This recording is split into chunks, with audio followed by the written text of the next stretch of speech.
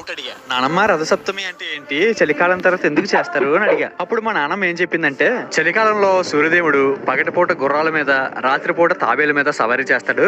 రథసప్తమి తర్వాత సూర్యదేవుడు వాహనం మార్చుకొని పగటిపూట తాబేలు మీద, రాత్రిపూట గుర్రాల మీద సవారీ చేస్తారు. అందుకే ఎండాకాలంలో పగలు మెల్లగా, రాత్రులు బేగా, చలికాలంలో పగలు బేగా, రాత్రులు మెల్లగా జరుగుతాయని అర్థమయ్యేలా చెప్పింది. అయితే ఇదే విషయాన్ని మన పూర్వీకులు కనుగొన్న శాస్త్రంతో జోడించి చూస్తే తెలిసిన విషయం ఏంటంటే, మన భూమి సంవత్సరానికి ఒకసారి 23.5 డిగ్రీలు వాలుతుంది. దాని వల్ల వాతావరణంలో మార్పులు రావడం, పగలు రాత్రుల్లో తేడాలు రావడం జరుగుతుంది. అయితే రథసప్తమి నుండి సూర్యుని యొక్క ప్రభావం పెరుగుతుంది. అందుకే పగటి వెలుతురు కూడా నెమ్మదిగా పెరగడం ప్రారంభం అవుతుంది. ఇప్పుడు అర్థమైందండి, ప్రకృతి సహజ సిద్ధంగా జరిగే పరిణామాల్ని గౌరవించి పూజించడమే మన సాంప్రదాయం.